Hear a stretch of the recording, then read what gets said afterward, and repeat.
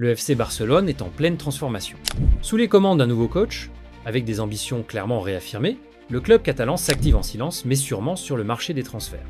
Tandis que Marcus Rashford surprend tout le monde en s'entraînant déjà avec le groupe, certains dossiers comme celui de Denzel Dumfries sont définitivement mis de côté, et en coulisses, la direction travaille activement sur plusieurs prolongations pour sécuriser l'avenir des cadres de l'équipe. Alors, que se passe-t-il vraiment à Barcelone ? Que faut-il comprendre derrière ces mouvements ? Et surtout, dans quelle direction va le projet Hansi Flick ? Voici toutes les réponses dans ce grand point mercato. Marcus Rashford, déjà, en bleu et grenat. C'est la grosse surprise de ce début de semaine. Marcus Rashford a déjà rejoint l'entraînement du FC Barcelone. Alors que son prêt n'a pas encore été officialisé par Manchester United, ni communiqué par le club catalan, des images publiées par Sport montrent l'attaquant anglais présent lors de la séance matinale de mardi. Rashford a pu rencontrer ses nouveaux coéquipiers, échanger avec le staff et assister aux premières explications tactiques du nouvel entraîneur, Hansi Flick. Il n'a pas participé à tous les exercices, mais sa présence est loin d'être anodine. Elle envoie un signal fort, le joueur est déjà engagé mentalement dans ce nouveau projet, le transfert, bien qu'encore flou administrativement, semble donc quasi acté. Hansi Flick aurait été l'un des grands artisans de cette opération. Le technicien allemand, qui connaît bien Rashford et qui admire son profil rapide, polyvalent et percutant, aurait insisté personnellement auprès de Deco et Laporta pour finaliser ce deal. Pour le Barça, Rashford représente plus qu'un nom. Il incarne une nouvelle orientation offensive. Il pourrait occuper le poste d'ailier gauche, mais aussi jouer en pointe en cas d'absence ou de baisse de forme de Lewandowski. Sa capacité à presser, à créer des espaces et à faire la différence en un contre, colle parfaitement à ce que Flick souhaite mettre en place cette saison. Le dossier de Dumfries, une fausse piste. En revanche, le cas de Denzel Dumfries prend une toute autre tournure. Annoncé comme une cible prioritaire au début du mercato, le latéral droit néerlandais ne fait plus partie des plans du club. D'après les informations très fiables de Fabrizio Romano, le FC Barcelone n'est actuellement pas en négociation avec l'Inter Milan pour ce joueur. Aucune offre, aucun contact formel et un intérêt qui se serait éteint dès la fin du mois de juin. Pourtant, le profil de Dumfries plaisait, explosif, offensif, expérimenté. Et l'activation d'une clause libératoire fixée à 25 millions d'euros avait éveillé l'intérêt de plusieurs clubs européens. Mais le Barça a revu ses priorités, notamment pour des raisons budgétaires, mais aussi sportives. 3 prolongations pour sécuriser l'avenir. En interne, le staff se dit satisfait des solutions actuelles. Jules Koundé, bien que défenseur central de formation, a déjà montré 2 belles choses à ce poste. Eric Garcia, de retour de prêt, peut également dépanner, et puis un joueur comme Alejandro Balde peut aussi évoluer à droite si besoin. Résultat, le club préfère investir ailleurs. Mais la stratégie du Barça cet été ne repose pas uniquement sur des arrivées. Le club cherche également à stabiliser son effectif en prolongeant certains joueurs clés du projet sportif. 3 noms reviennent avec insistance. Frenkie de Jong, Eric Garcia et Jules Koundé. Frenkie de Jong, la pièce centrale. Malgré les incertitudes des dernières années, Frenkie de Jong est aujourd'hui plus impliqué que jamais dans le projet catalan. Il est sous contrat jusqu'en 2026, mais le club lui a proposé une prolongation de 3 saisons supplémentaires. Les discussions avancent bien et un accord est proche. Il ne manque qu'un détail, que le joueur termine la résiliation de son contrat avec son ancien agent, Ali Dursun, pour officialiser sa signature. Eric Garcia, le retour gagnant, de retour de son prêt réussi à Gérone, Eric Garcia a agréablement surpris Hansi Flick. Sa capacité à s'adapter, sa lecture du jeu et sa discrétion ont fait de lui un élément précieux. Le joueur est engagé jusqu'en 2026, mais un nouveau contrat est déjà en discussion pour le sécuriser à moyen terme. Garcia souhaite lui aussi s'inscrire dans la durée, convaincu qu'il peut avoir un vrai rôle dans la rotation. Jules Koundé, très courtisé, mais confiant. Le cas Jules Koundé est un peu différent.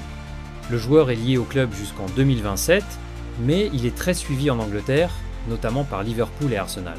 Le Barça souhaite donc anticiper toute tentative de départ en lui proposant une revalorisation salariale. Des discussions ont déjà eu lieu avec son entourage et le joueur reste très attaché au club, lui qui avait déjà refusé des offres plus lucratives lors de son arrivée en 2022. Si les conditions financières le permettent, un accord pourrait être trouvé avant la fin de l'été.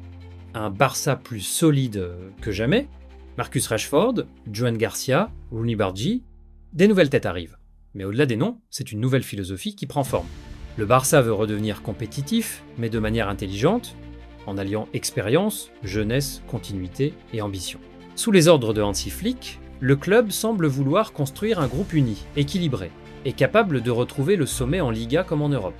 Le mercato est encore long, mais les signaux envoyés jusqu'à présent sont clairs. Le Barça ne fait pas de bruit, mais il travaille en profondeur. Et vous, dites-le nous en commentaire. Abonnez-vous à la chaîne, activez la cloche pour ne rien manquer de l'actualité du FC Barcelone et partagez cette vidéo avec vos amis fans des Blaugrana. On se retrouve très vite pour un nouveau débrief Mercato. Visca Barça, c'est une sortie médiatique qui fait énormément de bruit dans le monde du football. À seulement 18 ans, Lamine Yamal, l'étoile montante du FC Barcelone et de la sélection espagnole, fait déjà trembler la planète foot. Mais cette fois-ci, ce n'est ni pour un but spectaculaire, ni pour une récompense. C'est un ancien international français, Adil Rami, qui a déclenché un véritable tsunami de réactions en tenant des propos particulièrement virulents et controversés à l'égard du jeune prodige catalan. Qu'a-t-il dit exactement? Pourquoi une telle attaque? Et comment le Barça et les fans réagissent? On vous explique tout dans ce décryptage complet. Un clash inattendu en plein mercato, alors que tous les yeux sont tournés vers le Ballon d'Or 2025, où Lamine Yamal figure parmi les grands favoris aux côtés d'Ousmane Dembélé, Adil Rami a littéralement explosé en direct sur les réseaux sociaux. L'ancien défenseur de l'équipe de France, connu pour son franc-parler, a surpris tout le monde avec des accusations dures et un jugement très personnel sur le jeune Barcelonais. Dans un live très suivi, Rami a déclaré qu'il ne supportait plus humainement Lamine Yamal, tout en reconnaissant ses qualités sportives indiscutables. Footballistiquement, rien à dire. C'est un crack, il gagnera des ballons d'or, des coupes d'Europe, mais humainement, je n'y arrive pas, a-t-il lancé. Ce contraste entre respect du joueur et rejet de la personne a interpellé les internautes et provoqué une vague de réactions sur Twitter, Instagram et TikTok.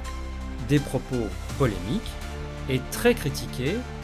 Ce qui a choqué de nombreux observateurs, ce sont certains propos déplacés, voire agressifs, qui visaient directement le comportement de Yamal en dehors du terrain. Rami a évoqué entre autres la manière dont Yamal aurait salué Cristiano Ronaldo, ses gestes ou codes vestimentaires, son style de vie, de jeune star du football, et même sa présence en soi. Des critiques jugées par beaucoup comme excessives, voire irrespectueuses. Des fans du Barça sont immédiatement montés au créneau, dénonçant un manque de respect flagrant envers un jeune joueur de 18 ans.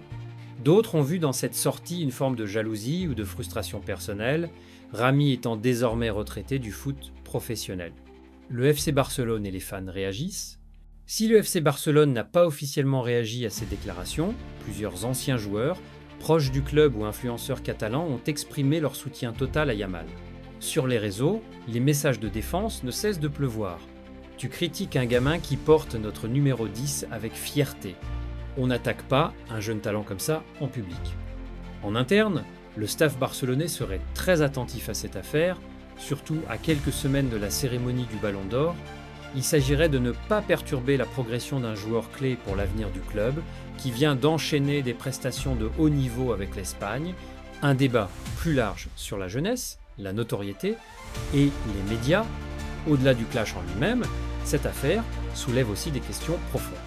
Peut-on critiquer aussi violemment un joueur de 18 ans? Faut-il séparer l'homme du footballeur ou placer la limite entre liberté d'expression et respect? Et surtout, les anciens joueurs doivent-ils s'attaquer publiquement à la nouvelle génération? Certains pensent que Rami a voulu mettre en garde, mais que la forme a complètement décrédibilisé le fond.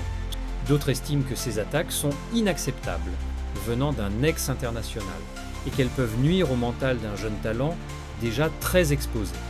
Lamine Yamal doit-il répondre? Pour le moment, Lamine Yamal reste silencieux, et peut être que c'est la meilleure réponse possible. Sur le terrain, il continue de briller, de progresser et de représenter l'avenir du FC Barcelone et de la Roja. Pendant ce temps, le public juge, les médias s'enflammant, et le Ballon d'Or approche. Une chose est sûre, Lamine Yamal n'a pas fini de faire parler. Et s'il continue sur cette voie, ses détracteurs devront apprendre à respecter son talent, comme l'histoire du football l'a toujours exigé. Encore un talent formé à Barcelone, qui pourrait s'en aller sans vraiment avoir eu sa chance. Pau Victor, jeune attaquant de 23 ans, est au cœur d'un dossier brûlant qui agite les bureaux du Barça en ce mois de juillet. Alors que le club catalan fait face à une véritable reconstruction sous les ordres de Hansi Flick, plusieurs jeunes joueurs sont poussés vers la sortie et Pau Victor en fait partie. Pau Victor, c'est l'histoire d'un buteur efficace, travailleur, mais discret, recruté définitivement en provenance de Gérone l'été dernier, après un prêt très réussi avec le Barça Athletic. Le jeune attaquant avait alors fait trembler les filets à 20 reprises, des statistiques plus qu'encourageantes, mais qui n'ont visiblement pas suffi à lui ouvrir les portes de l'équipe première. Malgré un contrat courant jusqu'en 2029, le FC Barcelone ne compte pas sur lui pour la saison à venir.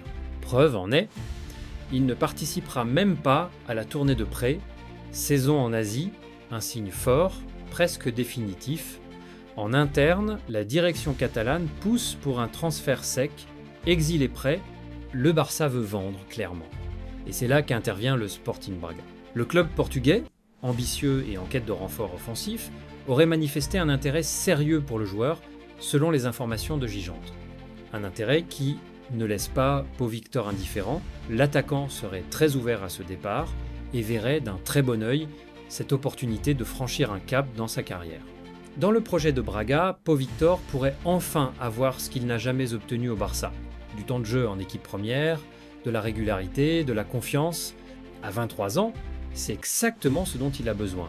Et pour le club catalan, ce transfert pourrait permettre de rééquilibrer légèrement les finances et libérer une place dans l'effectif pour un autre jeune talent.